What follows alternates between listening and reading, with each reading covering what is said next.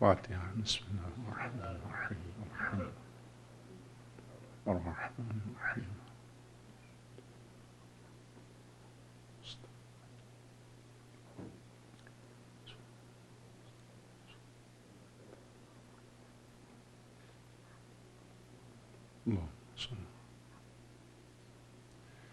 أعوذ بالله من الشيطان اللعين الرجيم.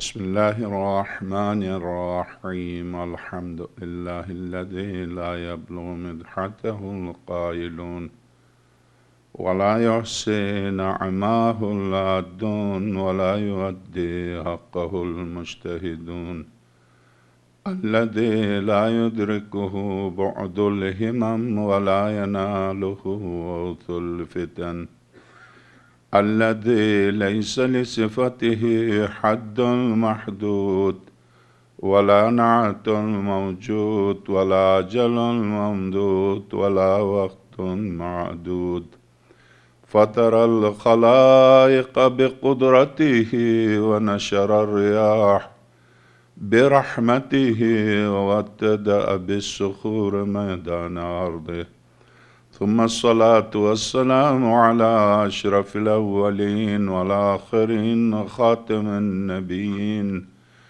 الذي دنا فتدلى فكان قاب قوسين وأدنى حبيبنا وحبيب إله رب العالمين بالقاسم محمد اللهم صل على محمد وعلى آله الأطيبين الأطهرين الغر الميامين المحجلين الذين أذهب الله عنهم الرجس وطهرهم تطهيرا اللهم صل على محمد وآل محمد واللعنة الدائمة على أعدائهم أجمعين من أول يوم ظلمهم إلى لقاء يوم الدين وبعد فقد قال الحكيم في محكم كتابه العظيم ومبرم خطابه الكريم قوله الحق وهو أصدق القائلين بسم الله الرحمن الرحيم ومن بعد ما جاءك من العلم فقل تعالوا ندعو أبناءنا وأبناءكم ونساءنا ونساءكم وأنفسنا وأنفسكم ثم نبتهل فنجعل لعنة الله على الكاذبين صلوات اللهم صل على محمد وآل محمد. یقیناً آج محرم کی پہلی اس اعتبار سے ہونی چاہیے چونکہ بدھ کو عید ہوئی تھی اور یہ یقیناً آپ حضرات کو پتہ ہے کہ اگرچہ ضروریات میں سے نہیں ہے مگر یہی ہوتا ہے کہ جس دن عید الفطر ہوتی ہے اسی دن عاشور ہوتا ہے اور چونکہ بدھ کو عید الفطر تھی اس مناسبت سے اگر آج پہلی ہوئی تو گویا پیر کو پہلی اور پیر 8 منگل 9 بدھ 10 تو بدھ کو عاشور ہونا چاہیے. اس حساب سے آج محرم کی پہلی شب ہے اور چونکہ پہلی شب ہے اسی مناسبت سے ہماری گفتگو بھی اسی مناسبت سے ہوگی. آپ سے خواہش ہے کہ چونکہ مجلس کے بیچ میں ظاہر بعض مومنین دیر سے آتے ہیں تو آداب مجلس کے سلسلے میں یقیناً آپ بھی جانتے ہیں اور سب کو اندازہ ہے اس کا کہ آداب مجلس میں ہے کہ جب خاص طور سے مجلس سید الشہداء سلام اللہ علیہ میں یقیناً آپ جانتے ہیں کہ یہ مجلس جس کے وارث موجود ہیں کسی لاوارث کی مجلس نہیں ہو رہی ہے. اس بنا پر آپ سے خواہش ہے کہ اس کے پورے آداب کا پوری طرح خیال رکھیے، اور سب سے پہلے تو میں آپ سے درخواست کرتا ہوں کہ ابھی بالکل جگہ خالی ہے، آپ آگے آ جائیے۔ بات میں آنے والے بیچارے ان کو دشواری ہوتی ہے، بالکل جگہ آج خالی ہے، شاید مومنین کو اندازہ نہیں کہ آج پہلی ہے۔ بہرحال آپ آگے تشریف لائے گا تاکہ بعد میں آنے والوں کو زحمت نہ ہو۔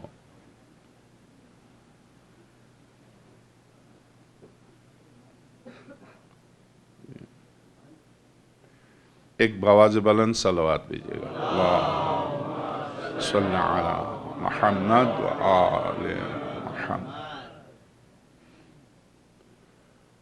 محرم جیسا کہ آپ جانتے ہیں، ہر سال حالات جس رخ پر جا رہے ہیں، یعنی بہتری کی توقع رکھنا بہت مشکل ہے۔ اس لیے مشکل ہے کہ علائم ظہور پر بھی آپ مسلسل گفتگو سنتے آئے ہیں اور سن رہے ہیں، بد سے بدتر ہوتے جائیں گے، یہاں تک کہ کائنات کا کوئی گوشہ امن و سکون کا کسی کو نظر نہیں آئے گا۔ اقتصادی طور پر بدحالی، سیاسی طور پر بدحالی، امن اور سکون کے اعتبار سے ظلم و ستم کائنات پر چھا جائے گا۔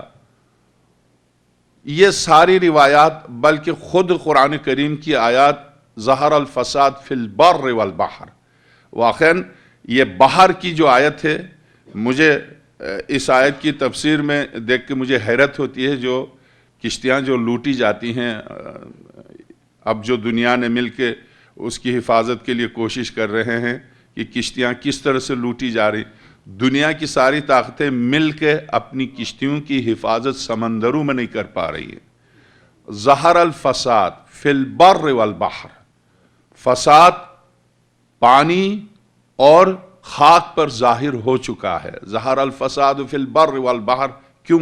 بما کسبت ایدی الناس، یہ لوگوں کے اپنے ہاتھوں کا کیا ہوا، لوگوں کے اپنے ہاتھوں کا کیا ہوا۔ قدرت، سورہ واقعہ مائدہ، سورہ واقعہ انعام، قرآن کریم کا ارشاد ہے، اگر تم ایمان و مخلص ہو جاؤ مجھ سے، میں کیوں تم پر عذاب نازل کروں؟ مگر میں ارحم الراحمین نہیں ہوں؟ مگر میں لطیف نہیں ہوں؟ مگر میں کریم نہیں ہوں؟ میں کیوں تم پر عذاب، کیوں میں تمہیں تکلیف دوں؟ یعنی کس ماں کو خوشی ہوتی ہے بچے کو تڑپتے ہوئے دیکھ کر؟ تو کیا ماں کی رحمت زیادہ ہے یا خدا کی؟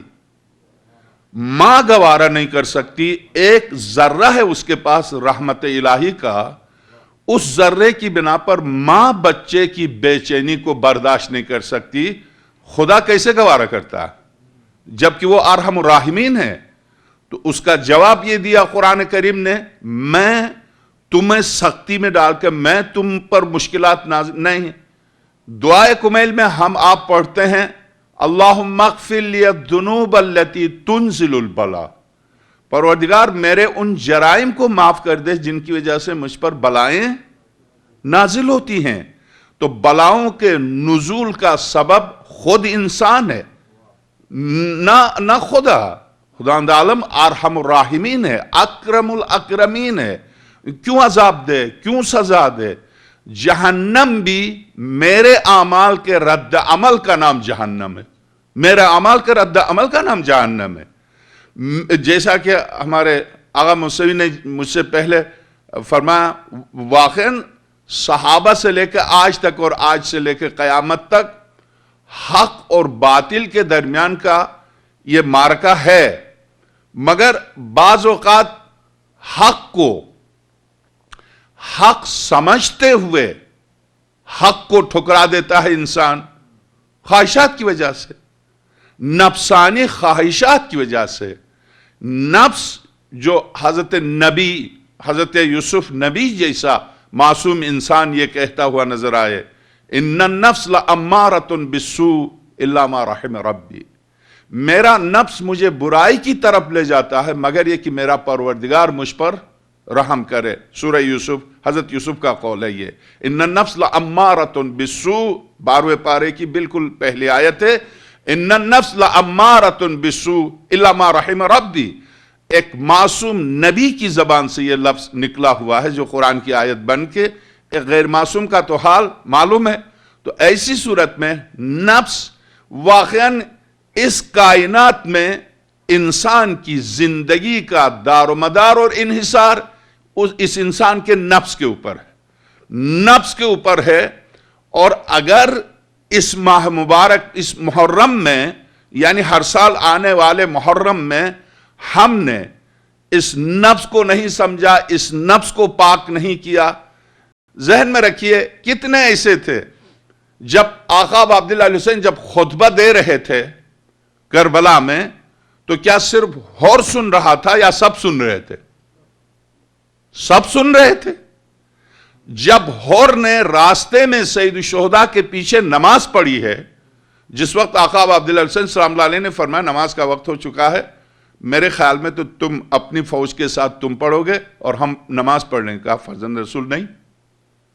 میں ظالم کی طرف سے آیا ضرور ہوں مگر ایسا تھوڑی ہے کہ آپ کے مقابلے میں نماز پڑھوں، میں آپ کے پیچھے نماز پڑھوں گا، میری پوری فوج آپ کے پیچھے نماز پڑھے گی. پوری 1000 فوج ہور کی اور ہور کی قیادت میں آقا عبداللہ حسین سلام اللہ علیہ کے پیچھے نماز پڑھ رہے ہیں، یہ کہہ کر کہ آپ امام وقت ہیں، آپ فرزند رسول ہیں، آپ جوانان جنت کے سردار ہیں. سب جانتے ہیں، جانتے ہی نہیں مانتے بھی، اس لیے پیچھے نماز پڑھ رہے ہیں اور کربلا میں مقابلے پر بھی ہیں. تو یہ دین شناسی کے بعد جو انسان بے دین ہوتا ہے اس بے دینی سے اس پر عذاب نازل ہوتا ہے. ایک آدمی جاہل ہے، دین شناس نہیں ہے، جانتا ہی نہیں ہے، حقیقت سے نہ آشنا ہے، لا علم ہے. لا علم کی 2 قسمیں ہیں. مثلا قیامت کے دن جسے اسلام کا پیغام پہنچا ہی نہیں اس کے ساتھ خدا کیا کرے گا، اس پر تفصیل سے گفتگو ہوتی ہے فقہی مسائل میں، اور علم اصول میں بھی. ایک جاہل ہے، اس کے ساتھ خدا کیا کرے گا، اس تک دین کا پیغام پہنچا نہیں، کوئی نبی نہیں پہنچا، کوئی آسمانی پیغام نہیں پہنچا، اس کے ساتھ خدا کیا کرے گا. اس پر پوری تفصیل سے گفتگو ہوتی ہے شرعاً کہ اس کی 2 قسمیں، جاہل کی 2 قسمیں، ایک جاہل مقصر اور ایک جاہل قاصر. جاہل قاصر وہ ہے جو نہیں پہنچ سکتا، یعنی اس کے بس میں نہیں ہے علم کا حصول، حقیقت کا حصول، دین کی شناسی اس کے بس میں نہیں ہے. جاہل مقصر وہ ہے جو آنکھ بند کر کے کہتا نہیں سورج کو نکلنے دو مگر میں قضا کی نیت سے نماز نہیں پڑھوں گا، ہر روز میری قضا ہوتی ہے.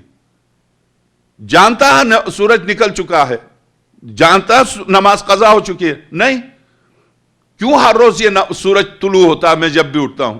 بجائے اس کے کہ یہ سورج کے طلوع سے پہلے اٹھے، سورج طلوع ہونے کے بعد اٹھ کر کہہ دے نہیں میں آنکھ بند کرتا ہوں، میں دیکھتا ہی نہیں سورج کو، میں نماز ادا کی نیت سے پڑھتا ہوں. تو کیا اس کے ادا کی نیت سے پڑھنے سے نماز ادا ہو جائے گی؟ قضا ہو چکی ہے. اسے کہتے ہیں جاہل مقصر، جان بوجھ کے اپنے آپ کو جہالت میں ڈالنا. تو جاہل مقصر کے لیے سارے عقلاء، دنیا کے سارے عقل مند متفق ہیں. مثلا میں آپ سے کہہ دوں آپ کی اولاد، آپ کے بچے، ایک بچہ وہ ہے جو نادانی میں کوئی غلطی کرے تو ظاہر ہے آپ بھی، بچے کی والدہ بھی، سب کہیں گے نا بچہ ہے نادان ہے، نادانستگی میں. ایک بچہ وہ جان بوجھ کے غلطی کرے تو آپ 1 دفعہ معاف کریں گے، 2 دفعہ معاف کریں گے، 3 دفعہ، کتنی دفعہ معاف کریں گے؟ آخر میں کیا رد عمل ہوگا؟ تھوڑی سی لہجے میں سختی آ جائے گی، بیٹے ایسا نہیں کرنا چاہیے. پھر لہجے میں سختی کے بعد وہ پھر بھی نہ بدلے تو آپ کیا کریں گے؟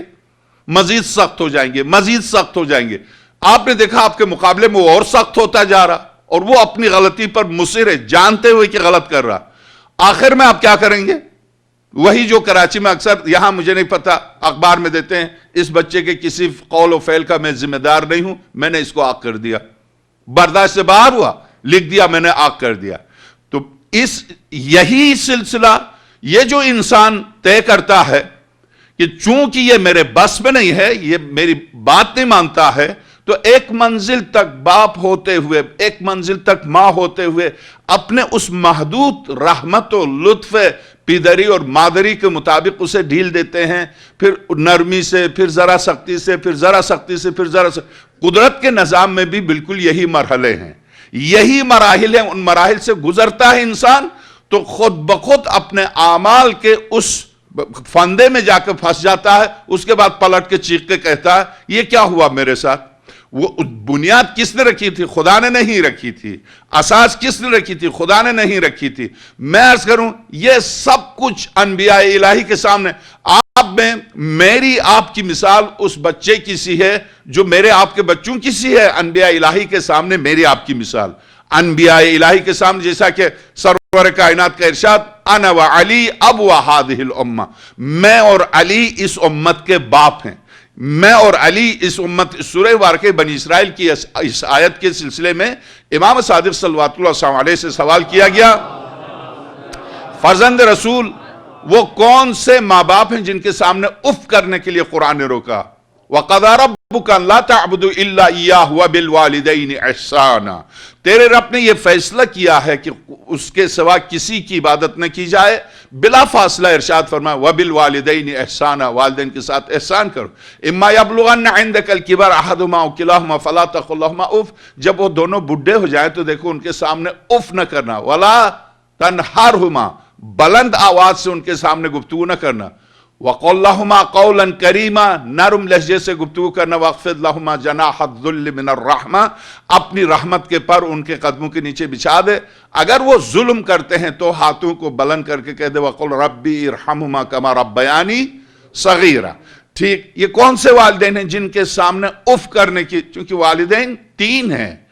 والدین وہ جن سے ہم متولد ہوئے، والدین وہ جن کی گود میں پلے یا جنہوں نے تعلیم سکھائی، والدین وہ جنہوں نے اپنی بیٹی دی. ان میں سے سب سے زیادہ حق کس کا ہے؟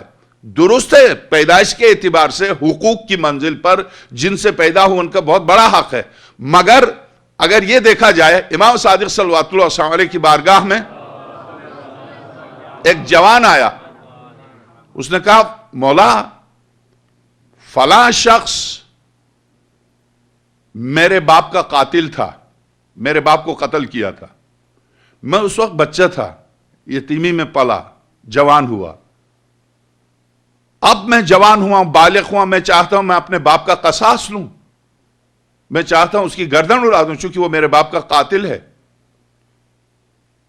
اس سے قصاص لے کے تیری کون سی مشکل حل ہو جائے گی؟ اب یہ بتاؤ، اب تم اتنے عرصے کے بعد قصاص لے کر تمہاری کون سی؟ قرآن کے اعتبار سے درست ہے وَلَكُمْ فِي الْقَصَاصِ حَيَاتٌ يَا أُولِي الْأَلْبَابِ، درست ہے القتل فی القتل. مگر اب اگر تم اسے قتل کر دیتے ہو تو تمہاری کون سی مشکل حل ہو جائے گی؟ اس نے کہا میں یتیمی سے تڑپ کے گزرا ہوں، تو جیسے تو تڑپ کے گزرا آپ اسے قتل کر دے گا، اس کے بچے تڑپ جائیں گے، اس کے بچے تڑپ جائیں گے. کیا تجھے خوشی ہوگی اس کے بچے تمہاری طرح تڑپ جائیں؟ مولا یہ میرے باپ کا قاتل ہے، یہ بضد رہا کہ میں قصاص لے سکتا ہوں، آپ صرف اجازت دیں میں قصاص لوں. تو حضرت نے فرمایا کیا اس کا تجھ پر کوئی حق ہے؟ قاتل ہے، دیکھیے قرآن کی روح سے وہ قصاص لے سکتا ہے، حضرت نے منع نہیں فرمایا. حضرت نے فرمایا کیا اس کا تجھ پر کوئی حق ہے؟ نہیں مولا اس کا کوئی حق نہیں ہے، اس کا مجھ پر کوئی حق نہیں ہے، کوئی حق نہیں ہے اس کا. نہیں، ہاں اس نے ایک اس کا حق ہے بس، وہ بھی کوئی اہم نہیں. کیا حق ہے؟ میرے والدین کٹر اموی تھے، بنو امیہ کے ماننے والے، آج کی اصطلاح میں وہابی تھے. یہ ہمارا ہمسایہ تھا، یہ وہ شخص ہے جس نے مجھے اور میرے ماں باپ کو شیعہ بنایا، یہ حق ہے. تو حضرت نے فرمایا تجھے افسوس ہے، تو کہتا ہے چھوٹا سا حق ہے.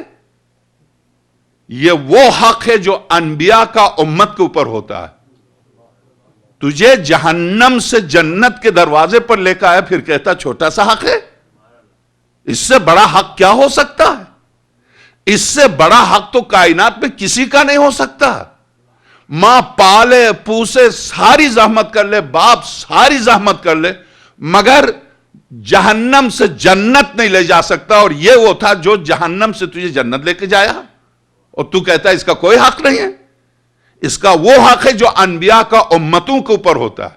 تو پتہ چلا کہ اگر کسی کی واقعاً ہدایت ہوتی ہے، کوئی اگر واقعاً راہ راست پر آتا ہے، کوئی واقعاً مثلا معذرت کے ساتھ چونکہ محرم ہے محرم میں بے شک میں فضائل کی خاطر میں نے اس آیت کی تلاوت کی ہے، مگر اسی آیت کے اندر امر بالمعروف بھی ہے، نہی عن المنکر بھی ہے، تولا بھی ہے، تبرہ بھی ہے۔ آپ پتہ کہ آیت کا آخری ٹکڑا کیا ہے؟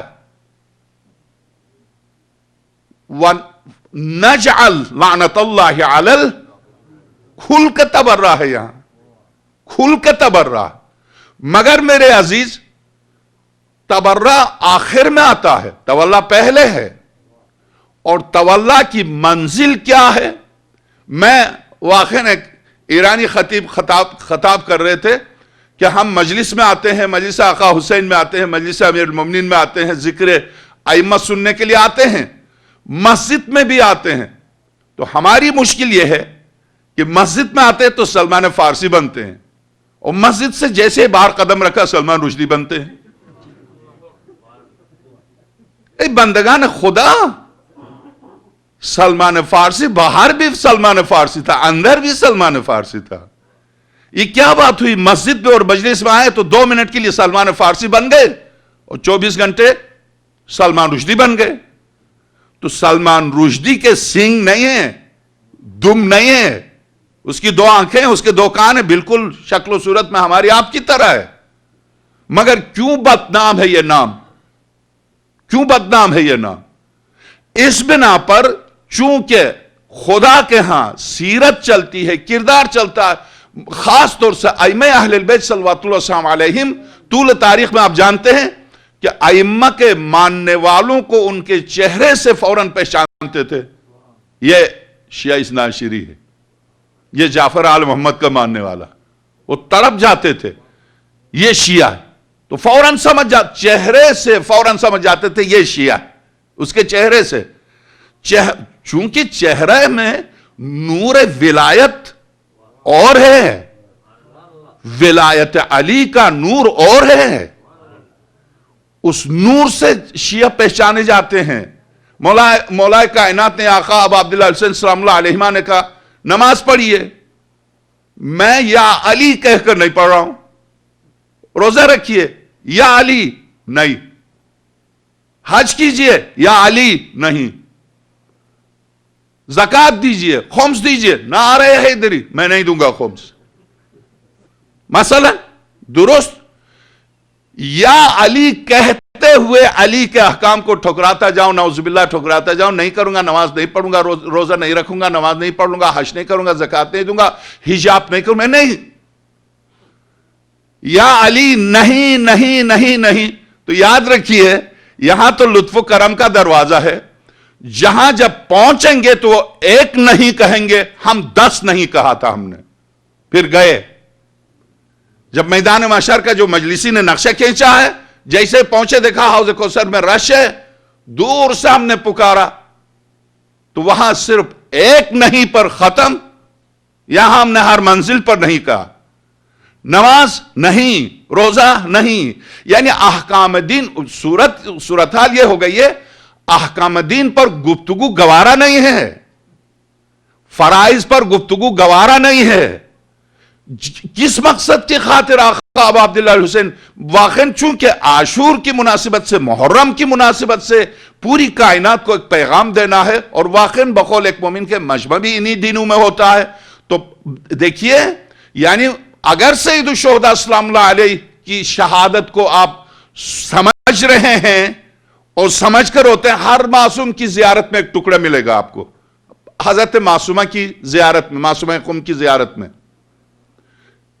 جس نے آپ کی زیارت کی عارفاً بحق کے، اے معصومہ، اے زہرا کی بیٹی، جو آپ کی معرفت کا حق جانتے ہوئے، حق کے معرفت جانتے ہوئے جو آپ کی زیارت کرے، وجبت لہ الجنہ، جنت اس کے لیے واجب ہے، بلا شک جنت اس کے لیے واجب ہے، اور جب حضرت معصومہ کی زیارت حق جانتے ہوئے زیارت کرے جنت واجب ہو، تو آقا امام رضا سلام اللہ علیہ، اسی طرح سے سید الشہداء کہ جن کی ایک زیارت 70,000 حج قبول شدہ حج، وہ بھی میرے آپ کے حج نہیں، پیغمبر خدا کے حج، میرے آپ کے حج نہیں، پیغمبر خدا کے حج کے برابر، مستحب حج کے برابر ایک زیارت حسین ابن علی ہو، اگر وہ عبادت اتنی فضیلت اتنا شرف ہے تو اس کے شرائط کے اس کا آداب کے بس اتنا امر بالمعروف نہی عن المنکر کے لیے آخر نفس، اگر اس نفس کو تھوڑا سا انسان کنٹرول کر لے، اس نفس کو آزاد کر دے، اور اگر اس نفس کی مثال مولا کائنات نے نہج البلاغہ میں آزاد گھوڑے کی سی دی، اسے جب آزاد کر دیتے ہیں تو یہ آزادی پسند ہے، آزاد کر دیتے ہیں تو نہ اس کو حرام حلال جائز ناجائز محرم غیر محرم اصلاً اس کی تمیز نہیں ہے، اگر اس کو روکتے ہیں تو بالکل گھوڑے کی طرح آپ کے قابو میں آتا ہے، اگر اس کو تربیت کرتے ہیں آپ، میں ایک جگہ نفس پر گفتگو ہو رہی تھی، ایک صاحب نے کہا کون سی بڑی بات ہے؟ بڑی بات نہیں ہے؟ نہیں، بہت سگریٹ پیتے تھے، قریب بیٹھنا میرے لیے دشوار ہوتا تھا۔ دشوار مشکل نہیں ہے؟ مشکل نہیں ہے نفس پر؟ مولانا مشکل ہے۔ اچھا، میں آپ سے صرف ایک تقاضا کرتا ہوں، ایک تقاضا، جسم کے لیے بھی نقصان دہ، روح کے لیے بھی نقصان دہ، موت کے لیے بھی بالکل قریب، سگریٹ چھوڑ دیجئے۔ یہ سوائے ایک نفس کی خواہش کے اور کیا ہے اس میں؟ ساری زحمتیں زندگی میں آخر سب، چونکہ آپ اپنے آپ کو مار رہے ہیں، بس ایک ہی رفتہ رفتہ مار رہے ہیں، کم آپ مار رہے ہیں، سگریٹ چھوڑ دیجئے۔ نفس کے ساتھ آپ کا مقابلہ ہوگا، اب دیکھ لیجئے کہ آپ کتنے پہلوان ہیں اپنے نفس کے مقابلے میں۔ آپ سگریٹ چھوڑ دیجئے۔ میں نے چیلنج دیا اور خوب سب نے مل کے نعرے لگائے، حالانکہ کوئی نعرے کی گفتگو نہیں تھی، ایک خوش گفتگو تھی، خوب نعرے۔ تو نعرے لگانے کا مقصد یہ تھا کہ اس کو جوش دلانا۔ اس نے کہا میں چھوڑ دوں گا، 4 پاکٹ پیتا تھا، یعنی ہاتھ میں جب دیکھو سگریٹ ہے، جب دیکھو سگریٹ، اور پیلا، پورا رنگ پیلا ہو چکا ہے، چھوڑ دیں۔ اس نے کہا میں قسم کھاتا ہوں مولانا یہ لیجئے ابھی چھوڑ دیتا۔ اس نے سارے سگریٹ خراب کر دیے، اس کے بعد ابھی چھوڑ دیا۔ تو 4 ہفتے سے میرے آنے تک تو اس نے چھوڑ دیا تھا۔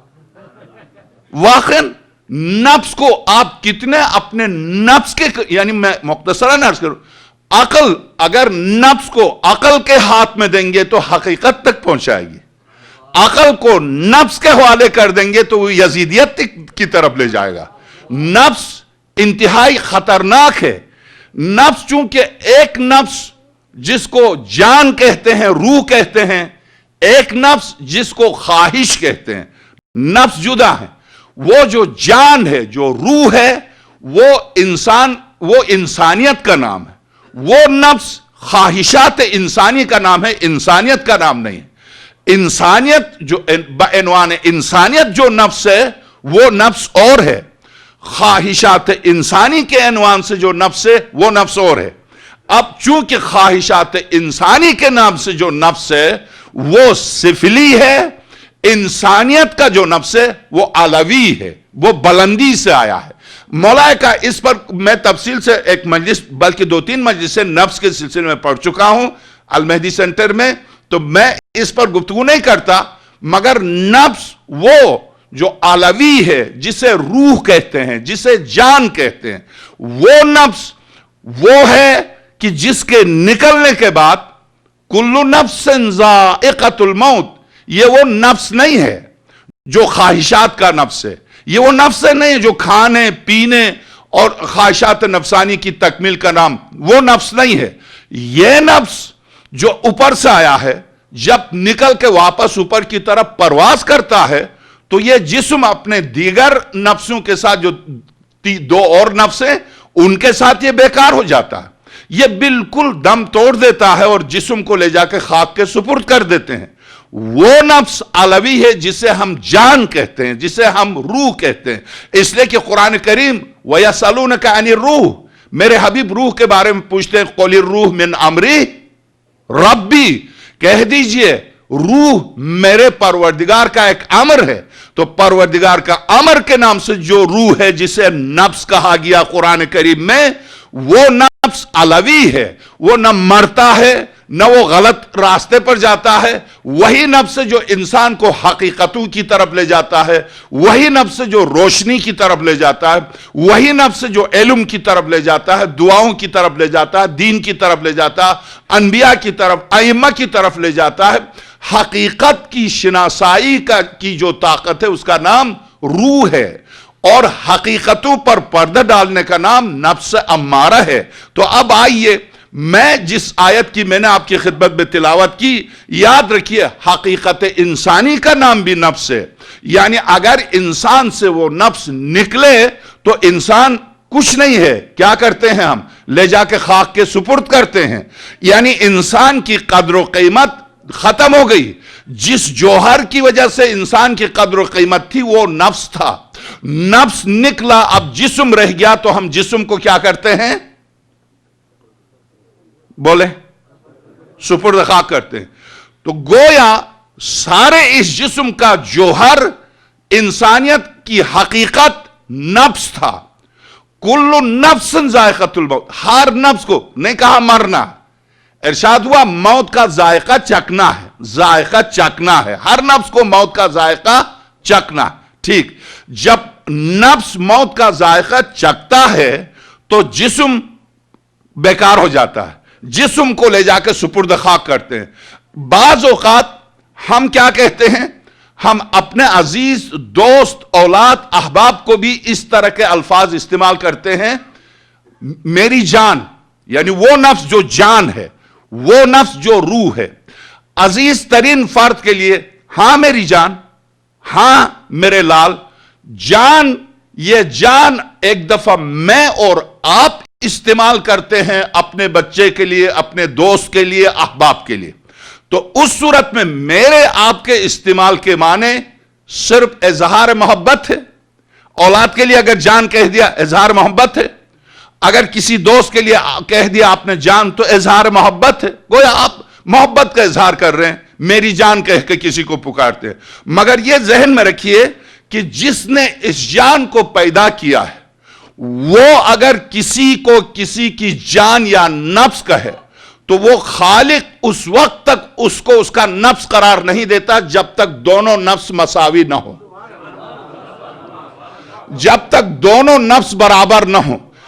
میرا نفس، آپ کا نفس، کچھ بھی ہو، ہم صرف الفاظ محبت کے طور پر کسی کو میری جان کہہ کے پکارتے ہیں، مگر جان آفرین خالق جان اگر کسی کو، مثلا کسی میرے بچے کو اگر خدا کہہ دے کہ تو اپنے باپ کی جان ہے، تو اس کے معنی میری روح ہے میرا بیٹا جس کے جسم میں میری روح ہے۔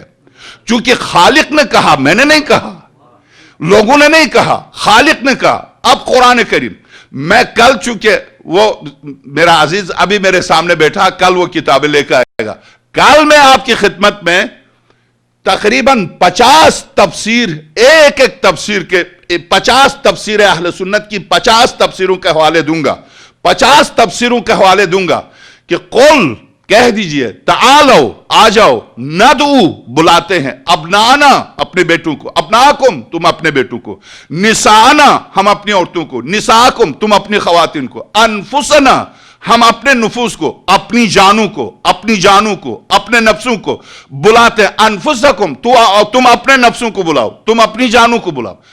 دعوت اپنی جان کو نہیں دی جاتی، دعوت پیغمبر، خدا دعوت دے رہا، پیغمبر سے کہلوا رہا کہ تم اپنی جانوں کو بلاؤ، ہم اپنی جانوں کو بلاتے ہیں۔ تو یہاں پیغمبر خدا جب مقابلہ نصارہ نجران کے مقابلے پر جاتے ہیں تو اب کن افراد کو لے کے جاتے ہیں؟ آقا امام حسن مجتبی، آقا امام حسین گوت میں، آقا امام حسن مجتبی کی انگلیاں پکڑے ہوئے، شہزادی پیچھے، مولا کائنات پیچھے۔ یہ مختصر سا قافلہ، اس کی تفسیر کل باقاعدہ تفسیر لے کے آپ کی خدمت میں پیش کروں گا۔ جب یہ مختصر سا قافلہ نصارہ نجران کے مقابلے پر جاتا ہے تو ہر مفسر نے لکھا ہے ابناءنا کی مصداق حسن اور حسین ہے ہمارے بیٹے، نساءنا کی مصداق شہزادی کونین ہے حضرت فاطمۃ الزہرا، انفسنا کی مصداق کون ہے؟ اگر انفسنا سے مراد خود نفس رسالت ہے تو دعوت دینے والا اپنے آپ کو دعوت نہیں دیتا، خود لفظ دعوت اقتضا کرتا ہے کہ غیر کو دعوت دی جاتی ہے۔ کیسے ممکن ہے آپ کسی سے کہیں کل ہماری دعوت ہے، آپ ہمارے گھر آئیے گا، ہم آپ کو بھی دعوت دے رہے ہیں، ہم اپنے آپ کو بھی دعوت دے رہے ہیں؟ وہ سنے گا کہ کیا کس طرح کی بات کر رہا، ہم اپنے آپ کو بھی دعوت دے رہے ہیں، آپ کو بھی دعوت دے رہے ہیں، کیا مطلب؟ آپ کے گھر میں دعوت ہے، آپ اپنے آپ کو بھی دعوت دے رہے، مجھے بھی دعوت دے رہے، کیا مطلب اس کے؟ تو اپنے آپ کو کوئی دعوت نہیں دیتا.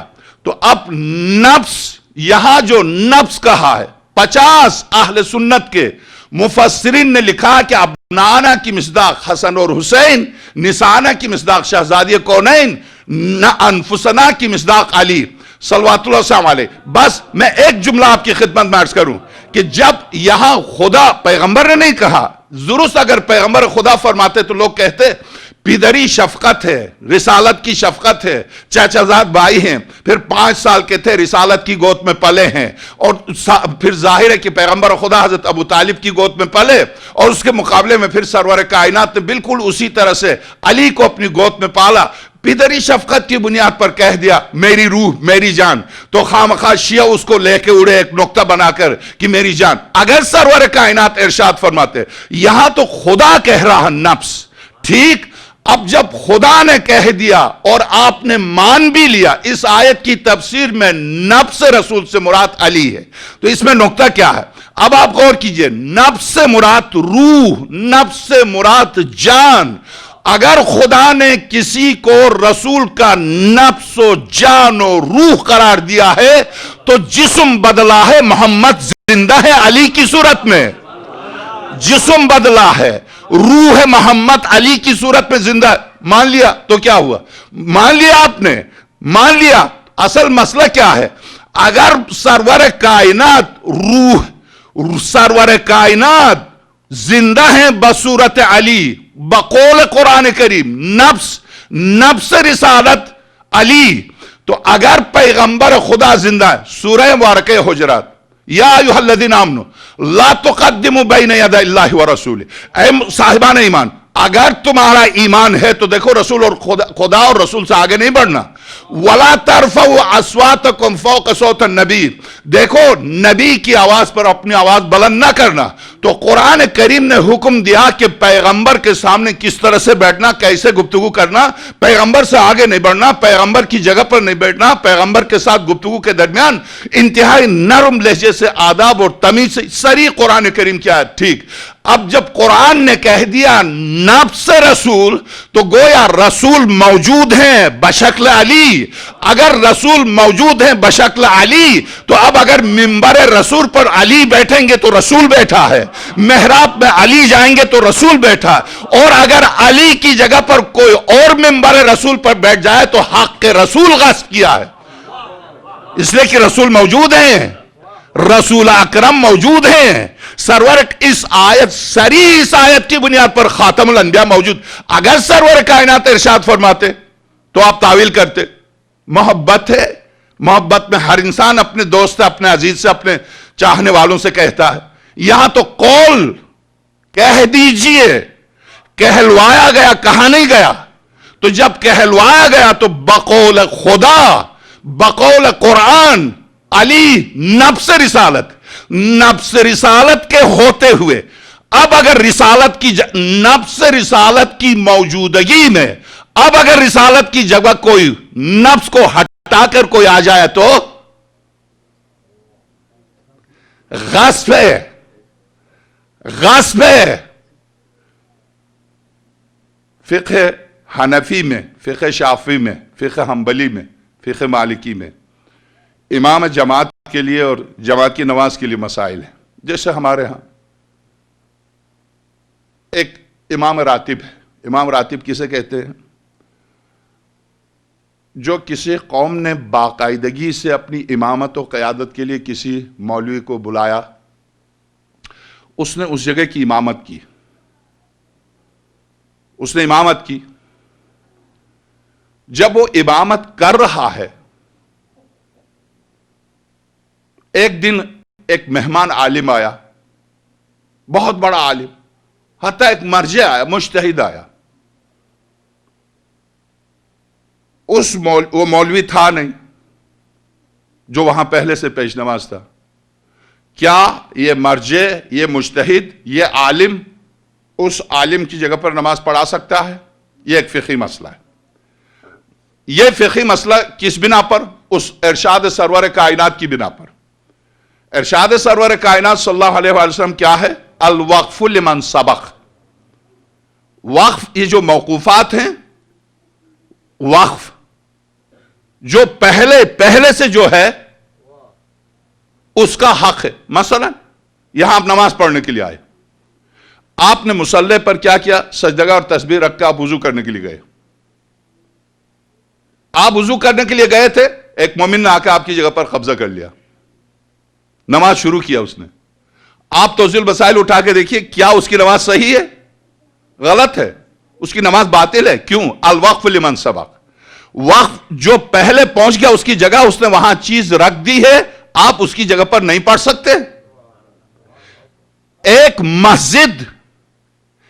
مسجد میں پہلے سے اگر کسی نے سجدگاہ اور تسبیح رکھ دی، جہاں تسبیح اور سجدگاہ نہیں ہے وہاں جس سجدگاہ پر نماز نہیں پڑھتے وہاں رومال رکھ دیا.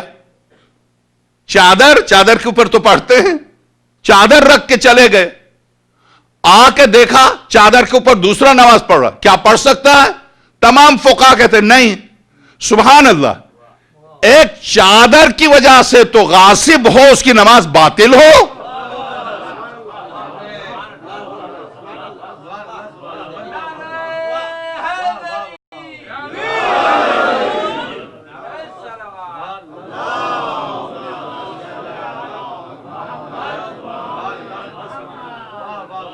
ایک تسبیح ایک سجدگاہ رکھ کے چلا جائے، دوسرا وہ حالانکہ وہ مسجد ہے، اس کا ذاتی مکان نہیں تھا جس نے رکھا، مگر مسجد وقف ہے. الوقف لمن سبق. وقف جو پہلے آیا، انگلش میں بھی کہتے ہیں فرسٹ کم.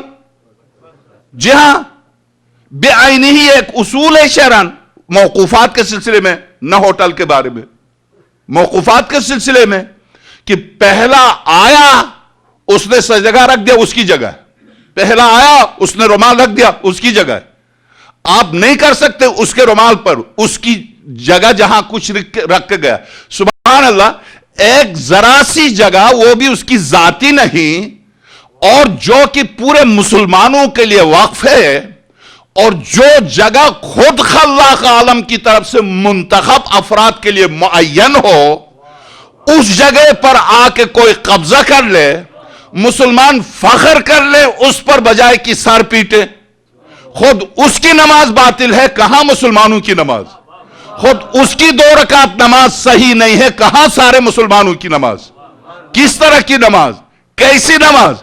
تو اب میں آپ کی خدمت میں عرض کروں، جی ہاں، نفس واقعاً قرآن کریم نے یہ نہیں کیوں نہیں ارشاد فرمایا اس آیت میں سارے جھگڑے ختم ہو جاتے، سب کچھ ختم ہو جاتا، ساری مشکلات ختم ہو جاتی. اگر اس جگہ پر ارشاد فرماتا قل ندعو ابناءنا وابناکم ونساءنا ونساءکم وانفسنا وانفسکم، تم اپنے نفسوں کو بلاؤ، ہم اپنے نفسوں کو بلاتے ہیں، بجائے اس کے قرآن یہ کہتا کہ ہم علی کو بلاتے ہیں،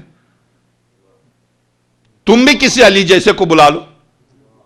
خدا اگر نام لیتا تو قرآن میں کیا کمی واقع ہوتی؟ اسی طرح سے آیت سورہ واقع مائدہ کی آیت میں، یہ سورہ آل عمران کی آیت ہے جس پر گفتگو ہو رہی ہے. سورہ مائدہ کیا، یہ اوپر لکھا ہوا یا ایھا الرسول بلغ ما انزل الیک من ربک، بلغ ما انزل الیک من ربک، یہ بلغ ما انزل الیک من ربک جو تجھ پر تیرے پروردگار کی طرف سے نازل کیا گیا ہے وہ پہنچا دیجئے. کیا کمی واقع ہوتی؟ خدا واضح طور پر امیر المومنین کا نام ہی لیتا. بلغ ما انزل الیک فی علی، اگر یہ کہہ دیتا، اگرچہ 30 تفاسیر میں آپ کو لا کے دوں گا منبر سے کہ یہاں بلغ ما انزل الیک من ربک فی علی موجود تھا، پھر آپ پریشان ہو جائیں گے مولوی کی کون سی بات مانے. کہتے ہیں قرآن میں تحریف نہیں ہوا اور پھر خود ہی ثابت کرتے ہیں. یہ آپ مشکل میں پڑ جائیں گے. میں انشاءاللہ حلال مشکل کے بارگاہ سے جو بھی قطرہ ملا ہے میں اس کو پوری کوشش کروں گا کہ اس کو حل کر دوں کہ جی ہاں مکتبہ اہل البیت میں بھی اس طرح کی جیسے اعلی احتجاج میں روایت آئی ہے، اسی طرح سے مکتبہ اہل سنت کی 20 بہت جل قدر مفسرین کی تفسیر میں یہ آیت اس طرح سے ہے یا ایھا الرسول بلغ ما انزل الیک من ربک فی علی، فی علی موجود تھا. تو کیا قرآن میں تحریف ہوئی ہے؟ اگر یہ موجود تھا اور ہٹا ہے تو ہٹانے کے معنی ہی تو تحریف کے ہیں، تو کیا قرآن میں تحریف ہوئی ہے؟ جبکہ ہمارے سارے مفسرین کہتے ہیں قرآن تحریف سے محفوظ ہے، جبکہ خود امام زمانہ روح الہ الفدا کا ارشاد گرامی یہ ہے، آپ کا ارشاد گرامی ہے کہ یہ قرآن کامل ہے۔ جب آپ نے فرمایا قرآن کامل ہے، بات ختم ہو گئی۔ میں قول معصوم پر اپنے عقیدے کو تھوڑی ٹھکرا سکتا ہوں، قول معصوم کا نام مذہب ہے، نہ کہ میرے عقیدے کا نام۔ میرا عقیدہ قول معصوم کے مطابق ہو تو میں شیعہ ہوا، ورنہ میں کون سا شیعہ؟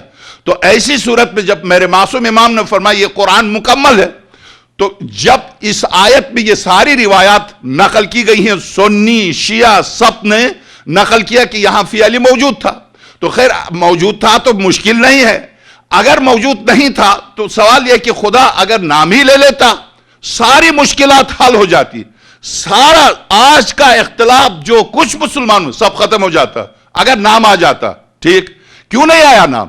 اسی طرح سے آئے ولایت میں انما ولیکم اللہ، بس تمہارا خدا ولی ہے، تمہارا ولی صرف اللہ ہے، ورسول اور رسول ہے۔ والذین آمنوا الذین یقیمون الصلاۃ ویؤتون الزکاۃ وہم راکعون۔ اتنی لمبی عبارت کی ضرورت ہی پیش نہ آتی کہ تمہارا ولی خدا ہے، اس کے بعد رسول ہے، اس کے بعد علی ہے، بات ہی ختم ہو جاتی۔ نام کیوں نہیں آیا؟ کیوں قرآن کریم میں مولا الموحدین مولائے متقیان کے نام سے کیوں نہیں کوئی آیت ہے؟ موضوع امامت اصول دین سے ہے اور ائمہ کے نام کیوں نہیں آئے؟ انبیاء کے تو نام آ جائیں، آدم کا نام آئے، نوح کا نام آئے، ابراہیم کے نام سے سورہ ہو، نوح کے نام سے پوری سورہ ہو، حضرت موسیٰ کا سورہ بقرہ میں، سورہ بنی اسرائیل میں، سورہ مریم میں، سورہ مبارکہ انبیاء میں، سورہ قصص میں مسلسل حضرت موسیٰ ذکر آئے، ہارون کا ذکر آئے، اور یحییٰ اور زکریا کے نام کے ساتھ سورہ ہود، ایک نبی ہود کے بارے میں حضرت اسماعیل کا ذکر آیا، حضرت ابراہیم کا ذکر آیا، حضرت موسیٰ کا ذکر آیا، حضرت عیسیٰ کا ذکر آئے۔ کیا میرے مولا ان انبیاء سے کم تھے نعوذ باللہ جو نام نہیں آیا؟ کیوں نہیں آیا نام؟ نام آتا تو معاملہ ہی ختم تھا، فیصلہ تھا، اختلاف ہی ختم۔ درست ہے؟ اگر آپ کو پریشانی تو بولے، ہم تو حسب عادت آپ سے پوچھ کے چلتے ہیں آگے۔ نام آتا امیر المؤمنین کا خاص طور سے اس آیت میں، چونکہ زندگی کی آخری آیت ہے اور تعین خلافت کی آیت ہے، تعین نیابت کی آیت ہے، یہاں تو نام آتا مشکلات حل ہو جاتی۔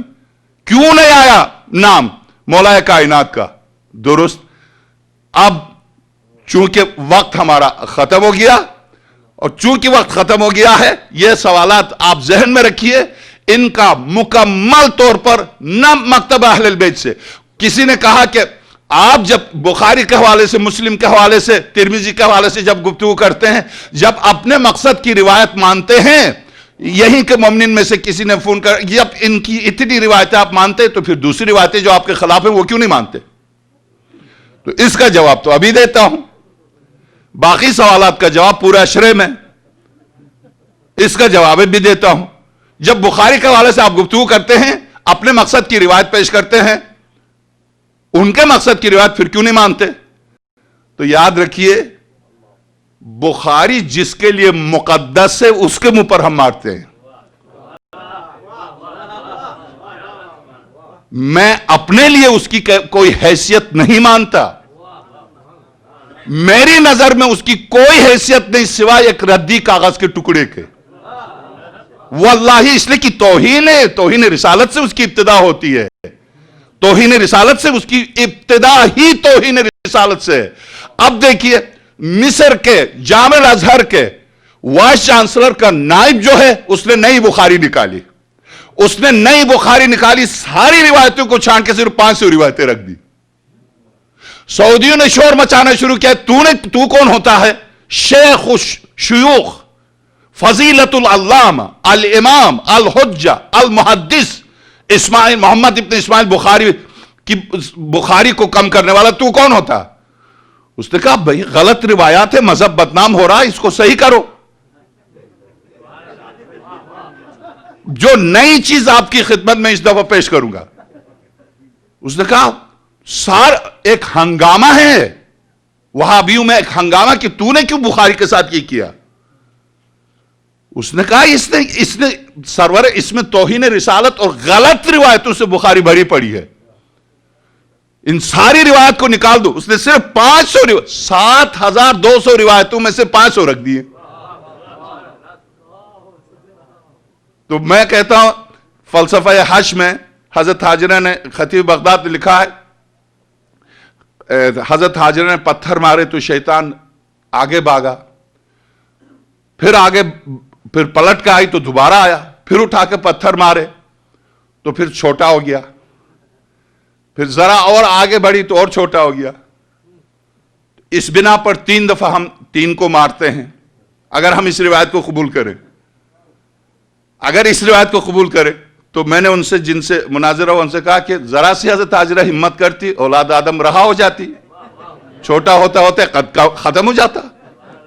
اگر وہ چھوٹا ہوتا جاتا تھا تو تھوڑی سی ہمت کر لیتی، ختم ہو جاتا۔ اولاد آدم خواہ اب تک اور قیامت تک پتھر، اب تو پتھر کے بجائے جوتا چلے گا۔ بہرحال تو اب میں آپ کی خدمت میں عرض کروں کہ جی ہاں، چونکہ مکتبہ اہل البیت جس کی اساس و بنیاد عقل و علم و فلسفہ ہے، حکمت ہے، والذی بعث فی الامین رسولا منہم یتلو علیہم آیاتہ ویزکیہم ویعلمہم الکتاب والحکم وان کانوا من قبل لفی ضلال مبین۔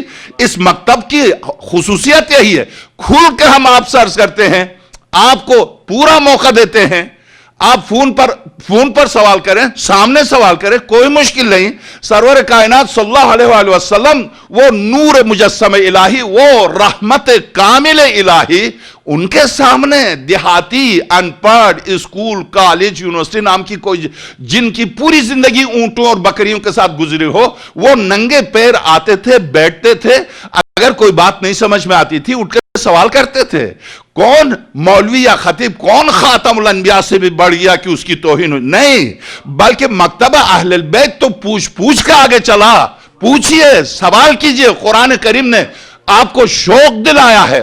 اور شوق، ہاں میں 10 دفعہ ہر وقت جب بھی آتا ہوں یہاں عرض کرتا ہوں، اور ہر منبر پر یہ ذہن میں رکھیے، آپ کے سوالات میں سے آئین ممکن ہے کہ کسی سوال کا جواب نہ دے سکوں، تو اگر نہ دے سکوں تو میری علمی کمزوری ہے، میرے مذہب کی کمزوری نہیں ہے۔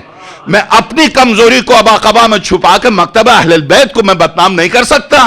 مکتبہ اہل البیت کی بنیاد دلیل، عقل، فلسفہ، حکمت، جس کی اساس علم علی پر ہو، اس کے پاس کیا نہیں ہے؟ اس کے پاس کیا نہیں ہے؟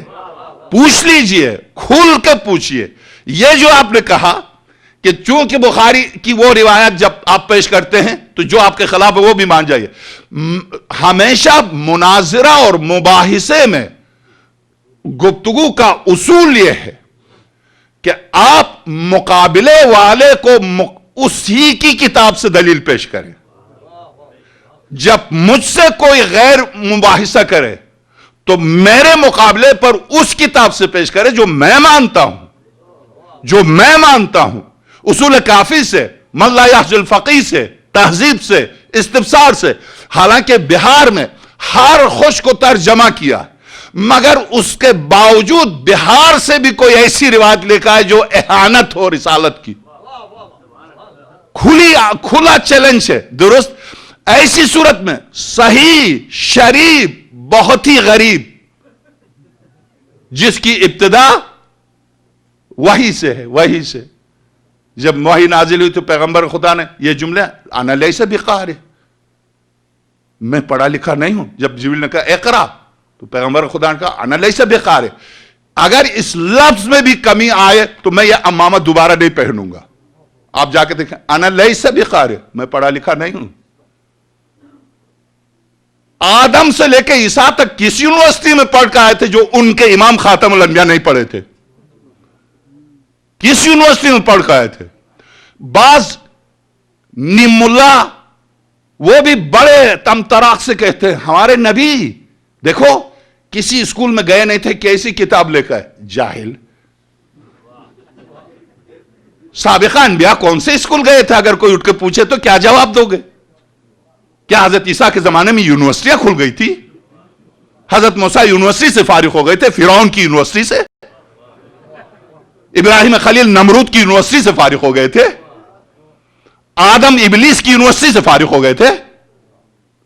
انبیاء ماسلب کس یونیورسٹی، کس اسکول، کس کالج سے پڑھ کر آئے جو میرے نبی کو آپ بڑے فخر کے ساتھ امی، ان پڑھ، انا للہ و انا الیہ راجعون، یہاں سے شروع ہوتی ہے وہ شریف و صحیح، یہاں سے شروع ہوتی ہے۔ تو اس نے ساری ان روایتوں کو نکالا، نکالنے کے بعد کچھ روایتوں پر اس نے اعتراض کیا ہے حاشیے میں کہ یہ روایتیں بھی میرا دل چاہتا تھا نکالو مگر کچھ بھی نہیں بچتا،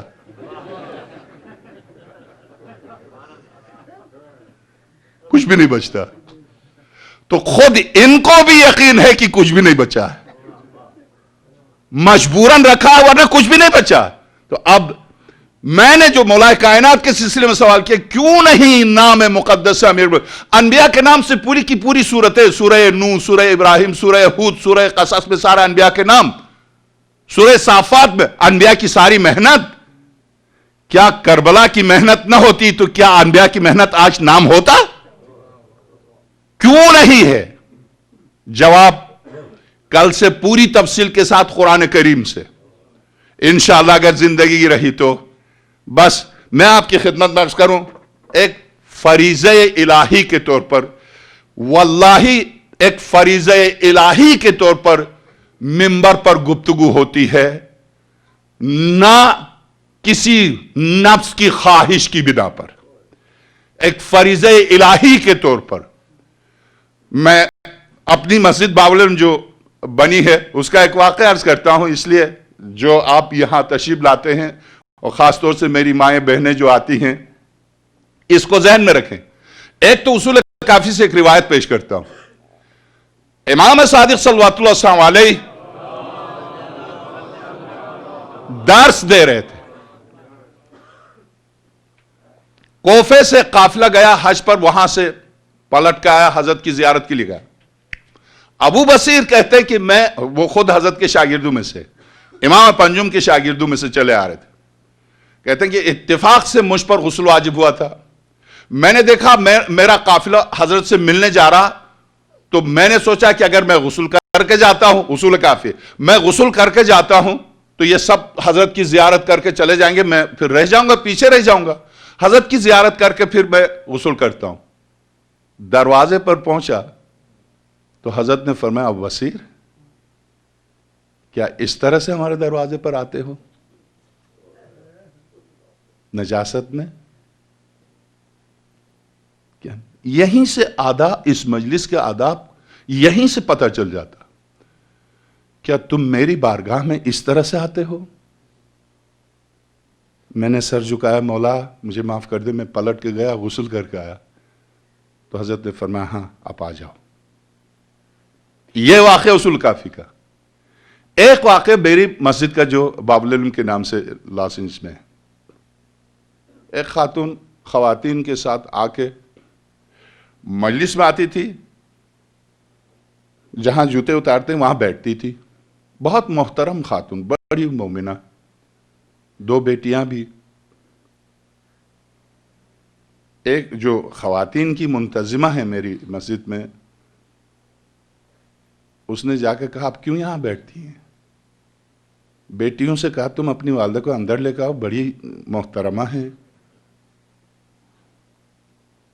یہاں لے کے آؤ، کیوں وہاں بیٹھتی ہیں؟ نہیں آپ رہنے دیں، ہماری ماں، ان کو کچھ، ان کا اپنا ایک مسئلہ ہے، رہنے دیں۔ تو جو منتظمہ خواتین کی انچارج ہے میرے باب العلم کی، وہ خاتون بہت ہی مومنہ اور بڑی متقیہ خاتون ہے، انہوں نے جا کے ہاتھ جوڑ کے، آپ یہاں کیوں بیٹھتی ہیں؟ جوتے اتارتے ہیں، اچھا نہیں لگتا آپ یہاں؟ تو وہ رونے لگی، نہیں مجھے یہاں رہنے دیں۔ کیوں؟ میں نے آنکھوں سے دیکھا یہاں پر کسی کو جوتیوں پر بیٹھ کر روتے ہوئے، میں یہاں سے آگے نہیں جاؤں گی، میں نے اپنی آنکھوں سے دیکھا۔ تو کہا، کیا دیکھا؟ مجلس ہو رہی تھی، سب رو رہے تھے، ایک دم سے تڑپ کے رو رہے تھے، میں نے دیکھا ایک عجیب عظمت و جلالت کے ساتھ اچانک دروازے بند تھے، دیکھا جوتوں پر ایک خاتون بیٹھی ہوئی ہے. میں چونکہ قریب تھی، میں اٹھ کے گئی. میں نے کہا آپ اندر آ جائیے. نہیں تم بیٹھ جاؤ، بس رو لو، بیٹھ جاؤ. اب میرے بیٹے کا ذکر شروع ہو گیا، رو لو. میں نے اپنی آنکھوں سے دیکھا میں کیسے اندر آ سکتی ہوں، حسین کی ماں آ کے یہاں بیٹھ جائے.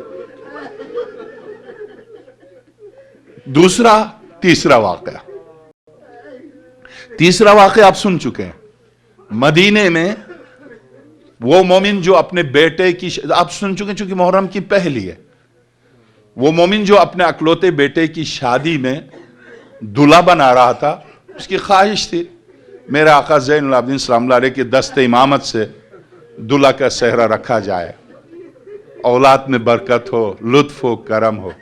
حضرت کو دعوت دی تو حضرت نے فرمایا اے مومن، اب کربلا کے بعد میں کس شادی میں شرکت کروں گا؟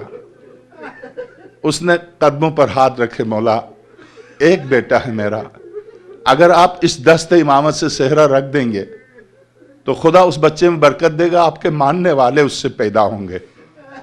حضرت نے فرمایا چونکہ میں نے اپنے بابا سے، انہوں نے اپنے والد سے، انہوں نے سرور کائنات سے سنا کہ مومن کی حاجت براری 1000 رکعت نماز سے افضل ہے، میں آتا ہوں. اٹھ کے چلے گئے. حضرت گئے، پورا خاندان قبیلہ بیٹھا ہوا. آیا صحرا، جیسے ہمارے ہاں آپ کے ہاں ہوتا ہے، صحرا آیا. اب اس نے سامنے رکھ دیا تو پورا قبیلہ بیٹھا ہوا تھا. میرے چوتھے امام نے جب صحرے کو ہاتھ میں لیا تو صحرے کو دیکھ کے وہ صحرا یاد آیا جو صرف صحرا رہ گیا تھا، دلہا رہا نہیں تھا. ایک جملہ ارشاد فرمایا، ہائے قاسم. اور اس کے بعد حضرت جب رونے لگے تو پورا مجمع رونے لگا، پورا قبیلہ موجود تھا، رونے لگا. جب سر جھکا کے سب تڑپ کے، ظاہر ہے آقا زین العابدین کی بکا پر پتھر روتے تھے، دیواروں سے رونے کی صدا آتی تھی. جب سب رونے لگے، اب جب رونا تھم گیا، سب کے آنسو تھم گئے، تو بانی محفل نے دیکھا آقا زین العابدین نہیں ہے. اٹھ کے دیکھا حضرت کہاں ہیں؟ تو میرے آقا جا کے وہاں بیٹھے جہاں جوتے اتارتے. آقا آپ یہاں کیوں آئے؟ جب تم نے رونا شروع کیا تھا تو ٹھیک اسی وقت میری دادی زہرا آ گئی تھی. میرے عزیز، بس یہ پہلی شب ہے جو شہزادی نکل چکی ہے جنت البقیع سے. اب جہاں حسین کہا جاتا ہے وہاں زہرا موجود ہے. آپ بخدا زہرا کے سامنے ہیں، شہزادی آپ کو دیکھ رہی ہے. ہاں، آج چونکہ میں وہی مصائب میں آپ کی خدمت میں عرض کروں گا، میں بعض اوقات مصائب مجھ سے بیان نہیں ہوتے، مجھے معاف کیجئے گا. آج حسین زہرا سے رخصت ہونے والے ہیں. میں پوری رخصتی تو تفصیل سے عرض نہیں کر سکوں گا، بس 2 جملے. زندگی میں شہزادی کونین، جب شہزادی کونین کی شہادت واقع ہوئی، آقا ابا عبداللہ الحسین صلوات اللہ السلام علیہ 6.5 سال کے تھے. آقا امام حسن مجتبیٰ 7.5 سال یا 8 سال کے تھے، چونکہ ولادت کی تاریخ میں اختلاف کی وجہ سے عرض کر رہا ہوں. 6 یا 7 سال کے امام حسین تھے اور 10 مہینے کا فاصلہ تھا امام حسن مجتبیٰ 8 سال کے.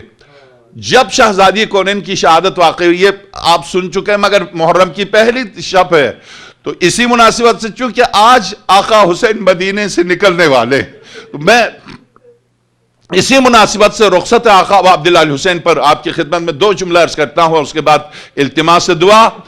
بس جب شہزادی کونین سلام اللہ علیہ کی شہادت ہوئی تو آقا عبداللہ الحسین 7 سال کے، آقا امام حسن مجتبیٰ 8 سال کے.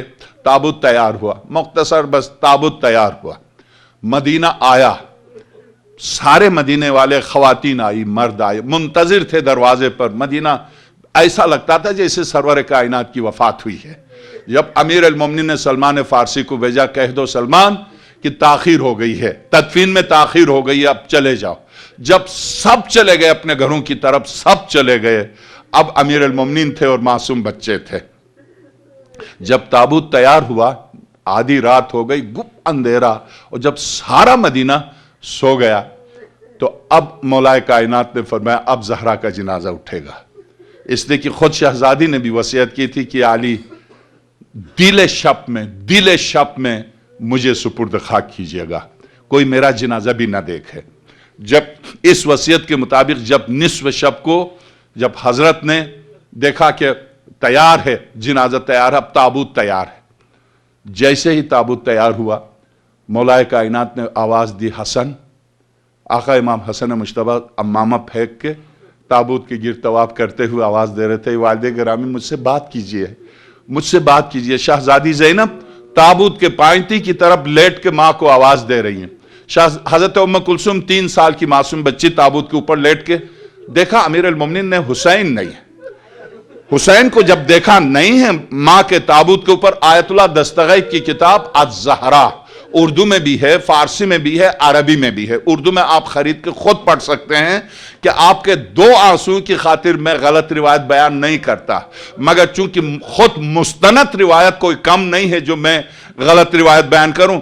مستند ترین روایت شہید محراب آیت اللہ دستغیث کی کتاب الزہرا، جہاں سے اب جو جملہ عرض کروں گا پوری روایت کا تتمہ یہی جملہ ہے۔ جب مولا کائنات نے دیکھا شہزادی کونین کے جنازے اقدس پر تابوت پر حسین نہیں ہے، پلٹ کے جب دیکھا تو دروازے کے ساتھ کھڑے ہیں، تابوت کی طرف غور سے دیکھ رہے ہیں۔ حسین، ہاں بابا میرے لال آ جاؤ، ماں سے ودا کر لو۔ بابا میں نہیں آؤں گا۔ بیٹے کیوں نہیں آؤ گے؟ بابا جب تک میری ماں خود نہیں بلائیں گی میں نہیں آؤں گا۔ واللہ آیت اللہ دستغیث لکھتے ہیں ایک مرتبہ کفن سے ہاتھ بلند ہوئے، آواز آئی بنی حسین الیہ، میرے لال آ جاؤ، ماں کو دفنایا نہیں ہے، آ جاؤ۔ شہزادی اس وقت حسین کو کوئی تکلیف نہیں تھی، آج آقا حسین آپ کی قبر پر آ کے صدا دے رہے ہیں۔ جب آپ شہید ہو گئی تھی تو کفن سے ہاتھ بلند کر کے حسین کو آواز دی تھی، آج قبر مقدس سے حسین رخصت ہو رہے ہیں، آج قبر پر آ کے آقا حسین رو رو کر صدا دے رہے ہیں، اے والد گرامی خدا حافظ، حسین جا رہا۔ ماتم حسین۔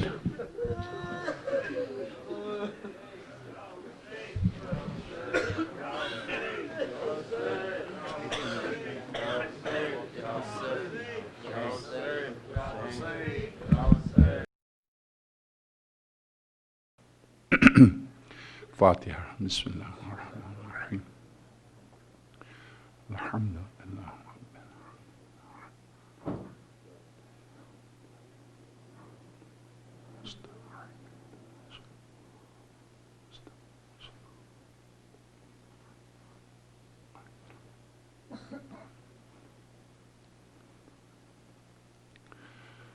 اعوذ باللہ من الشیطان اللعین الرجیم۔ بسم اللہ الرحمن الرحیم۔ الحمد للہ رب العالمین، باری الخلائق اجمعین، باعث الانبیاء والمرسلین، والصلاة والسلام علی اشرف الاولین والآخرین، خاتم النبیین، الذي دنا فتدلى فكان قاب قوسين ودنا، حبيبنا وحبيب إله رب العالمين أبي القاسم محمد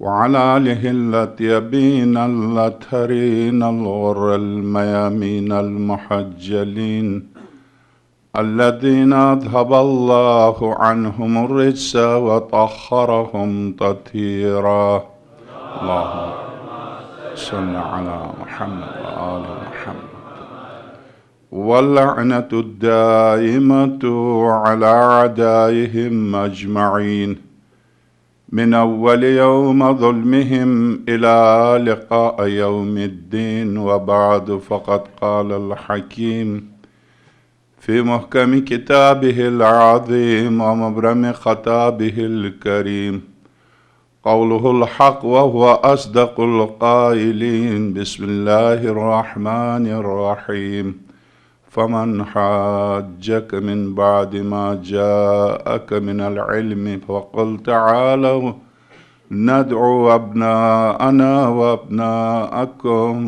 ونساءنا ونساءكم وأنفسنا وأنفسكم ثم نبتهل فنجعل لعنة الله على الكاذبين صلوات اللهم صل على محمد وآل محمد. یہ آیے مباہلہ کے نام سے جو قرآن کریم کی وہی آیات جو اہل البیت صلوات اللہ علیہم کی شان میں مشہور آیات ہیں، آیے تطہیر ہے، آیے مباہلہ ہے، آیے ولایت ہے، اسی طرح سے انہی مشہور ترین آیات میں سے آیے مباہلہ ہے۔ آیے مباہلہ کو عنوان قرار دینے کا دو اسباب ہیں ان مجالس میں۔ پہلا سبب یہ ہے کہ اس آیے و فی الہدایہ میں کے سلسلے میں امام صادق صلوات اللہ علیہ کا بھی ارشاد ہے، اور تفسیر 11 امام صلوات اللہ علیہ کی تفسیر ہے، تفسیر امام حسن عسکری کے نام سے۔ یہ تفسیر خود معصوم امام کی طرف منسوب ہے، جس طرح سے صحیفہ سجادیہ خود میرے چوتھے امام کے دست مبارک کی لکھی ہوئی ہے، اسی طرح سے زیارت جامعہ امام نہم حضرت امام تقی السلام علیہ کی دست مبارک کی لکھی ہوئی زیارت ہے۔ اسی طرح سے تفاسیر میں سے ایک تفسیر جو براہ راست منسوب ہے معصوم کی طرف، 11 امام کی طرف، حضرت کے نام ہی سے وہ مشہور ہے، تفسیر امام حسن عسکری کے نام سے۔ ان تفاسیر میں اور ساری مکتبہ اہل البیت کی ساری تفاسیر میں، یعنی سن 40 ہجری سے جب سے مولا کائنات کے سامنے بیٹھ کے تفسیر لکھنا شروع کیا ہے مولا کائنات کی حکومت میں، سن 36 سے 40 تک کے درمیان اس عرصے میں حضرت نے، جب ظاہر ہے اس سے پہلے آپ جانتے ہیں کہ اسی لیے پرسوں تقریباً یہاں آنے سے 3 دن پہلے ڈاکٹر حسام الاماد جو وہابیت سے مکتبہ اہل البیت میں داخل ہوئے یمن میں، جو کئی دفعہ میں نے اسی منبر سے عرض کیا آپ کی خدمت میں، پی ایچ ڈی کرنے کے بعد یمن سنا مسجد میں جو مرکزی مسجد کے امام تھے جو شیعہ ہوئے ہیں، ان کی تقریر محرم میں آتی ہے، پورے 10 دنوں میں ان کی تقریر آ رہی ہے۔ اگر آپ فارسی اور عربی سے واقف ہوں تو بہت علمی اور انتہائی محنت و زحمت سے بڑی عالمانہ تقریر کرتے ہیں۔ تو بقول ان کی تقریر کے کہ کہاں سنت اور کس طرح کی سنت، ایک ٹیلی ویژن الانوار ہے جو سیدھے کربلا سے چلتا ہے اور بالکل آقا حسین کے دروازے سے، اس کے کیمرے وہیں فٹ ہے، وہیں سے چلتا ہے، اس میں ڈاکٹر تیجانی آ رہے ہیں، اور اس میں فرات اور جامع جم جو تہران سے چلتا، اس میں ڈاکٹر حسام الاماد آ رہے ہیں۔ ڈاکٹر حسام الاماد کی تقریر، چونکہ تیجانی تحریر میں بہت اچھے ہیں، ان کی کتابیں آپ یقیناً جانتے ہیں، آپ 8ویں کتاب ان کی اب بازار میں آ گئی ہے، اہل البیت حلال مشکلات، یہ ان کی 7ویں کتاب تھی، اب سنا 8ویں کتاب بھی آ گئی، مگر میری نظر سے نہیں گزری ہے۔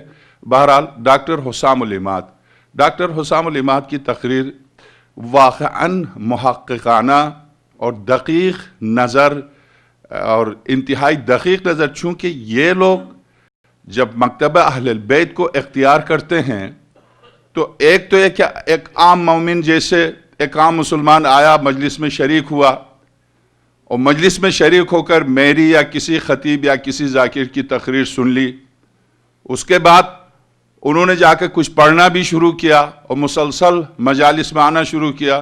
رفتہ رفتہ ان کی سمجھ میں آیا کہ نہیں، اگر حقیقتاً اسلام ہے تو یہی ہے۔ اس نے آدھا پڑھ کے آدھا سن کے مذہب کو اختیار کر لیا، ٹھیک۔ مگر ایک شخص اسلام میں پی ایچ ڈی کر کے مکتب حق کو اختیار کر لے تو اس کا مذہب تقلیدی نہیں ہے، تحقیقی ہے۔ جو مذہب تحقیقی ہے اس مذہب کی بہت قدر و قیمت ہے اہل البیت میں۔ مکتب اہل البیت میں مذہب تحقیقی کی قدر و قیمت ہے، نہ مذہب تقلیدی کی۔ مذہب تقلیدی گود میں پلا ہوا ہے، ماں شیعہ باپ شیعہ، جس طرح سے ماں یہودی باپ یہودی بچہ یہودی ہے، ماں نصارہ باپ نصارہ بچہ نصارہ ہے، ماں ہندو باپ ہندو بچہ ہندو ہے۔ تو اس مکتب و مذہب جو تقلید میں ملا ہے، درست ہے، اگر تقلیدی اعتبار سے بھی حق پر ہے تو اس مذہب کو ٹھکرایا نہیں جائے گا، رد نہیں کیا جائے، حق پر ہے۔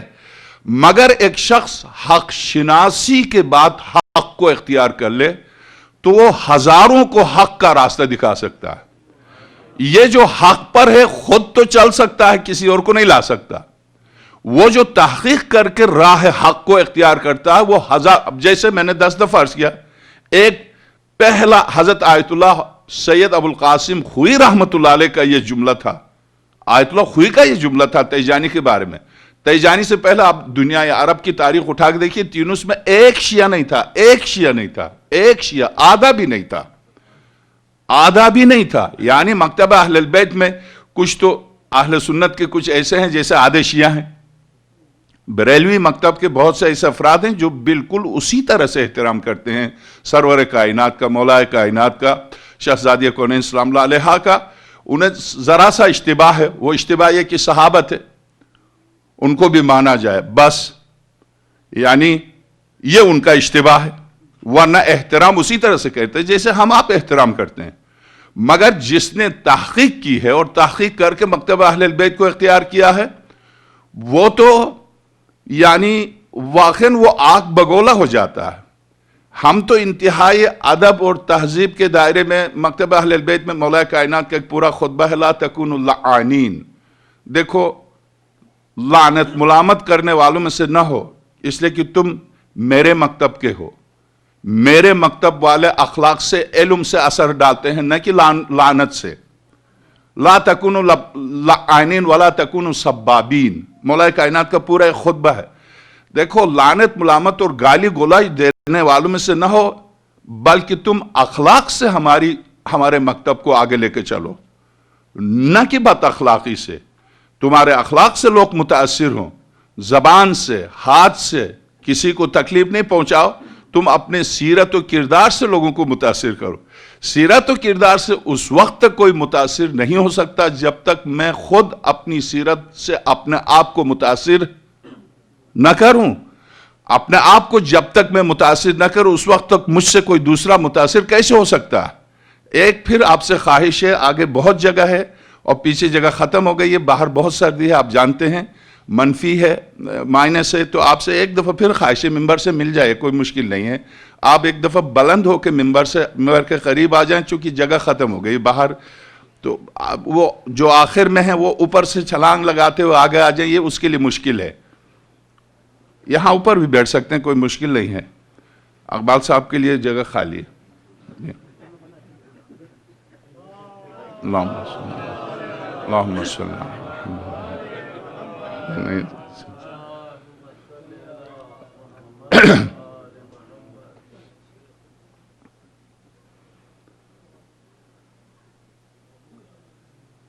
چونکہ ان مجالس کو کوشش یہ کی ہے کہ جو حالات آ رہے ہیں ان کے پیش نظر ہمارے ایک محترم پڑھے لکھے جو بہت ہی محترم آپ حضرات بھی جانتے ہیں، جو خاص طور سے ریٹائر سے لینے کے لیے آئے تھے، بقول ان کے پورے راستے میں نے ان کو سنا، اب ان سے خواہش کرتا ہوں کہ اب وہ مجھے سنیں، تو یہ کہ واقعاً حالات جس نہج پر جا رہے ہیں اس کو پیش نظر رکھ کے گفتگو کی جائے۔ میں ان سے بہت متاثر ہوں، خدا ان کو سلامت رکھے، کہ حالات جس رخ پر جا رہے ہیں، سخت سے سختر کوئی بھی آ جائے، گورا آئے کالا آئے، مگر حالات سخت سے سختر ہوتے جائیں گے۔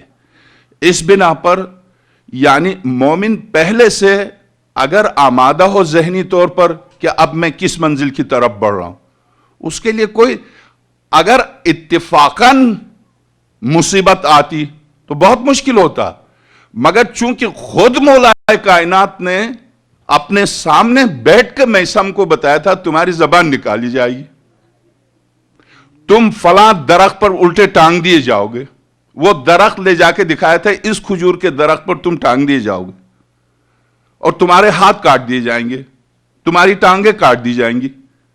تو یہ شخص پہلے سے اس دن کے لیے منتظر تھا، چونکہ پہلے سے منتظر تھا، پہلے ہی اس کو پتا تھا، ایک ایک خون کے قطرے کا پتا تھا کہ کہاں گرے گا۔ حضرت نے فرمایا تمہارے خون یہاں گرے گی، تمہاری گردن آخر میں کاٹ دی جائے گی جب زبان گدی سے نکال دی جائے گی، اور تمہارا درخت جس کے اوپر تمہیں پھانسی دی جائے گی، تمہارے ساتھ 30 اور افراد ہیں، ان سب میں تمہارا درخت سب سے چھوٹا ہے۔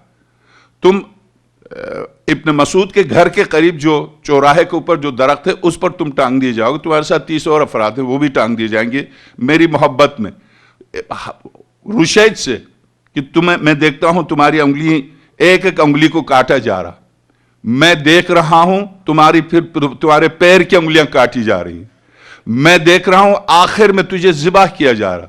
یہ ان کے ذبح ہونے، ان کے اس واقعے سے ٹھیک 20 سال پہلے، یعنی سن 60 سے 1 سال پہلے ان کے ساتھ یہ واقعہ پیش آیا۔ عبیداللہ ابن زیاد نے، میثم تمار کو عبیداللہ ابن زیاد نے، اور عبیداللہ ابن زیاد لعنت اللہ علیہ ہی کے زمانے میں یہ ظلم و ستم ہوا، درست؟ سن 40 کو حضرت نے سن 40 یعنی سن 39 کو ان اصحاب کو بتا دیا تو تمہارے ساتھ یہ ہوگا۔ تو 20 سال پہلے سے ذہنی طور پر آمادہ تھے اس دن کے، بلکہ میثم تمار جا کے اس درخت کو پانی دیتے تھے کہ تو مجھے اٹھانے والا، ایک دن تو مجھے اٹھانے والا۔ اس درخت کو عبداللہ ابن مسعود کہتے ہیں کیا تم یہاں گھر خریدو گے؟ نہیں، گھر تو نہیں خریدوں گا، مگر مجھے تمہارا ہمسایہ بننا، مگر اس دن میرا خیال رکھنا۔ وہ یہ سمجھتے تھے شاید میثم یہاں گھر خریدنا چاہتا 20 سال پہلے۔ تو غرض جب 20 سال پہلے سے انسان آنے والے حالات کے لیے آمادہ ہو، پوری طرح آمادہ ہو، تو اس آمادگی کی وجہ سے اتنی تکلیف نہیں ہوتی ہے جیسے اچانک زلزلہ آ جائے، اچانک زمین دب جائے، زمین اٹھا کے ہمیں گرا دے تو قیامت آ جاتی ہے۔ اور اگر پہلے سے انسان ان آنے والے مشکلات کا پوری طرح درک رکھتا ہو، ادراک رکھتا ہو، علم رکھتا ہو، آمادہ ہے اس کے لیے، فرار نہیں ہو، اس سے آمادہ ہے۔ تو اسی طرح سے جو حالات میری آپ کی زندگی میں پیش آنے والے ہیں، واقعاً ان حالات کے پیش نظر گفتگو بہت ضروری ہے، چونکہ ہم تو اس مکتب کو مانے، یعنی کہ مولا کائنات نے صرف میثم کو بتایا تمہارے ساتھ کیا ہوگا، صرف رشید کو بتایا تمہارے ساتھ کیا ہوگا، صرف کمیل ابن زیاد کو بتایا تمہارے ساتھ کیا ہوگا، محمد ابن بکر کو بتایا تمہارے ساتھ کیا ہوگا، مالک اشتر کو بتایا تمہارے ساتھ کیا ہوگا۔ نہیں، جب گزر رہے تھے جنگ صفین کے لیے تو کربلا سے گزرے، کربلا سے گزرتے وقت ایک ایک شہید کی جگہ دکھائی، یہاں میرے یہ بچے شہید ہو جائیں گے، ایک ایک جگہ مٹی کو اٹھا کر سونگا اور فرمایا یہی خاک شفا ہے میرے حسین کی جگہ۔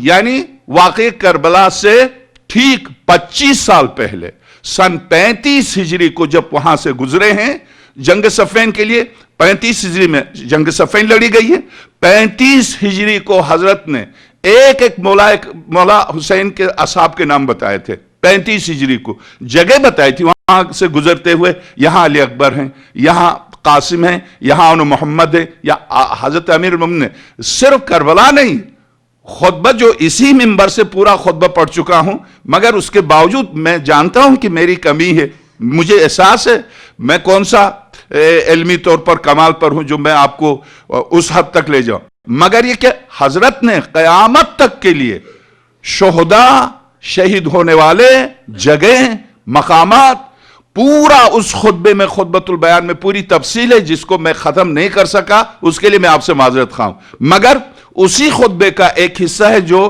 شروع میں فضائل سے پہلے امر بالمعروف نہی، اس لیے کہ کل جب حضرت مدینے کو چھوڑ رہے تھے تو سارے مدینے نے آ کے روکا تھا، فضل رسول آپ کے جانے کے بعد یعنی جائے رسالت خالی ہے، یعنی اب آپ جائیں گے تو روشنی ختم، چراغ روشنی آپ کی وجہ سے۔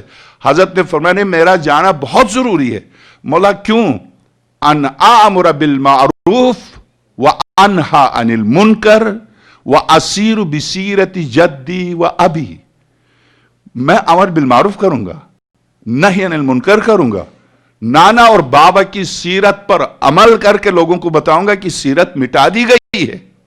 تو ایک سوال کا جواب تو یہاں آ گیا آپ کو، جو کل میں نے سوال کیا تھا کہ کیوں مولا کائنات کے نام سے ایک سورہ نہیں ہے قرآن میں، نوح کے نام سے سورہ، ابراہیم کے نام سے سورہ، حضرت عیسیٰ کے نام سے، ان کی مادر گرامی کے نام سے سورہ، سورہ مریم، اسی طرح سے حضرت عرض کروں یوسف کے نام سے سورہ، انبیاء کے نام سے سورتیں، کیا ان انبیاء سے میرے مولا نعوذ باللہ کم تھے؟ ان کے نام سے سورہ کیوں نہیں ہے؟ آقا حسین جو قیامت تک دین الہی کے لیے تحفظ فراہم کیا، سب کچھ لٹا کے، ان کے نام سے سورہ کیوں نہیں ہے قرآن کریم میں؟ ان کے نام سے آخر یہ سوال جو کل کیا تھا، آج اس کا جواب آپ کو ملا کہ جب پورا دین مٹ چکا تھا تو کیا ان کے نام کو رہنے دیتے سورہ کے نام سے؟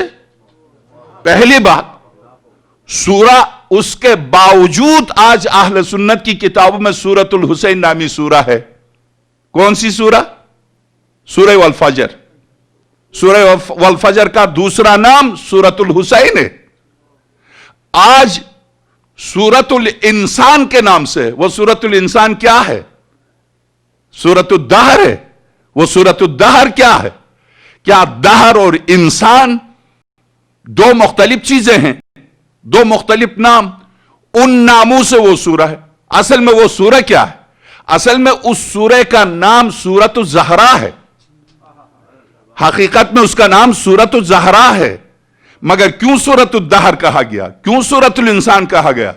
کیا جس نے شہزادی کا گھر جلایا شہزادی کے نام سے سورہ رہنے دیتا؟ معلوم ہے آپ کو؟ نہیں رہنے دیتا۔ خدا نے ائمہ اہل البیت کو قرآن کریم میں محفوظ بھی رکھا، قرآن کی بھی حفاظت ہوئی، اہل البیت کی بھی حفاظت ہوئی۔ اسی لیے قرآن نے وعدہ کیا، نحن نزلنا الذکر وإنا لہ لحافظون، ہم نے اس ذکر کو نازل کیا، ہم ہی اس کی حفاظت کریں گے۔ تو حفاظت کی معنی اس آیت میں یہ تھوڑی ہے کہ کوئی قرآن کی توہین کرے تو اچانک قرآن سے کوئی ہاتھ نکلے، تلوار آئے اور کاٹ دے، نہیں۔ حفاظت کے معنی طبعی وسائل کے ذریعے قرآن کی حفاظت۔ مگر آج یہودیوں کے ہاتھ میں قرآن نہیں ہے، مگر آج مجوس کے ہاتھ میں قرآن نہیں ہے، مگر آج ہندوؤں کے ہاتھ میں قرآن نہیں ہے، مگر آج دشمنان اسلام کے ہاتھ میں قرآن نہیں ہے۔ کیا وہ قرآن کی توہین نہیں کرتے؟ یہودیوں نے 10 دفعہ قرآن کریم کو جلایا، قرآن کی توہین کرتے ہیں۔ شیعہ قرآن کہہ کر مسلمانوں نے، خود آج کے مسلمانوں نے کیا قرآن نہیں جلایا؟ نشتر پارک میں نہج البلاغہ اور مولانا فرمانی صاحب قبلہ کے ترجمے کو نشتر پارک میں ہزاروں کے جلسے میں جلایا قرآن، شیعہ قرآن کہہ کر۔ تو کیا آپ سمجھتے ہیں آج کے دور میں نہج البلاغہ اور قرآن جلانے والے، جہاں ان کے آباء و اجداد کی ابتدا ہوئی تھی، کیا وہ رہنے دیتے؟ معلوم ہے، جانتے ہیں آپ۔ مگر سورۃ الدہر آپ موضوع کے اعتبار سے دیکھیں، پوری سورہ کس کی شان میں ہے؟ اہل بیت کی شان میں، ان کے احسار و قربان۔ موضوع جو سورہ کا موضوع ہوتا ہے، وہ موضوع اس کا نام بنتا ہے۔ مثلا سورہ بقرہ ہے، گائے کا واقعہ بار بار آیا ہے اس میں، بس اسی میں آیا ہے۔ تو اس گائے کے واقع، بنی اسرائیل کے زمانے میں جو گائے کا واقعہ پیش آیا، اس گائے کا واقعہ چونکہ قرآن نے دہرایا تھا، سورہ اسی نام سے ہے۔ سورہ عنکبوت ہے، مکڑی کا واقعہ ہے، اسی کے نام سے سورہ ہے۔ سورہ نحل ہے، شہد کی مکھی پر تفصیل سے گفتگو کی، قرآن نے تو شہد کی مکھی کے نام ہی سے منسوب کر دیا اس کو، سورۃ النحل۔ اسی طرح سے بنی اسرائیل پر تفصیل سے گفتگو کی تو سورہ کا نام ہی سورہ بنی اسرائیل ہو گیا۔ تو سورۃ الدہر میں شروع سے آخر تک اہل البیت کی اثار و قربانی کا نام ہے، اس سورہ کا نام سورہ اہل البیت کیوں نہیں ہے؟ موضوع تو اہل البیت ہے، سنی شیعہ سب متفق ہیں اہل البیت کی شان میں پورا، اور اہل البیت کی شان میں بھی اس طرح سے کہ سورہ واقعہ میں، سورہ رحمان میں، سورہ واقعہ قیامت میں، سورہ تکویر میں، جہاں جہاں جنت کا ذکر ہے، جنت کی نعمات کا ذکر ہے، وہاں حوروں کا ذکر ہے، وہاں غلمان کا ذکر ہے، حوروں کی خوبصورتی کا ذکر ہے۔ مگر سورۃ الدہر میں کہیں حور کا، ساری جنت، چشمے، درخت، پھل، سب کا ذکر ہے، حور کا ذکر نہیں ہے۔ کیوں نہیں حور کا ذکر؟ شہزادی کی عظمت کی خاطر، شہزادی کی عظمت و جلالت کی خاطر پوری سورہ شہزادی کے بارے میں، تو شہزادی کے مقابلے میں حور کی حیثیت کیا ہے جو اس کا ذکر ہو؟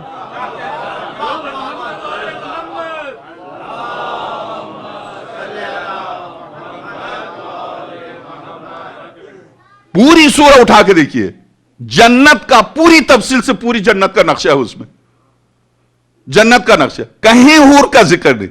और सूरह दहर के अलावा जितनी सूरतें उनमें सबसे ज्यादा हूर पर जोर दिया गया, यहां हूर का नामो निशान नहीं। क्यों?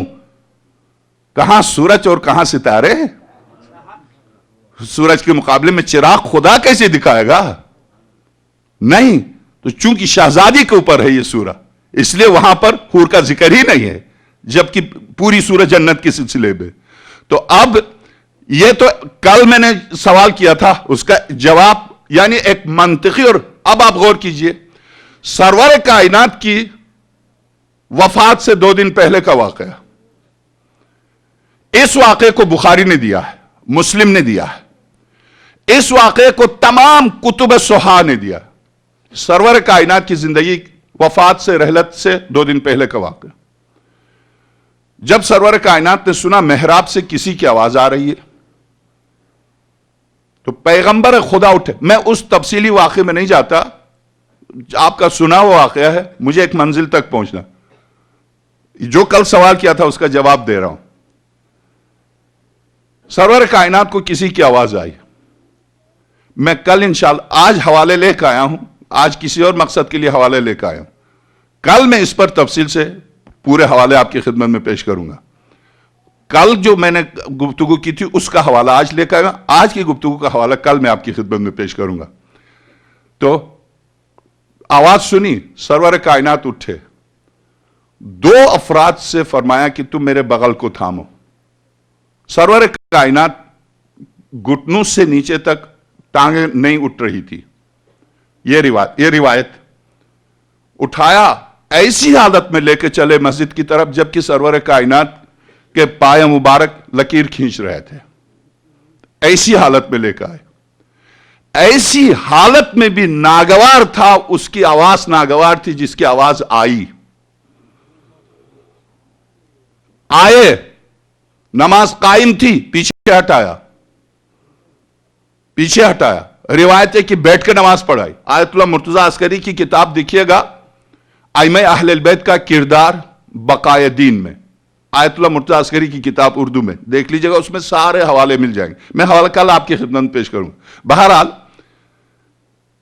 हजरत जब तशरीफ लाए, तो अब गौर कीजिए रिवायत में क्यों आए और क्या आपने उस वक्त उस हालत में जो खुतबा दिया, उस पर मेरी गुफ्तगू नहीं है। मुझे सिर्फ कल के मेरे अपने सवाल का जवाब देना आपके लिए इत्मीनान बख्श जवाब, नहीं कि अबा कबा बाबा पहन का आपके ऊपर बस थोप दूं, नहीं, दलाइल से।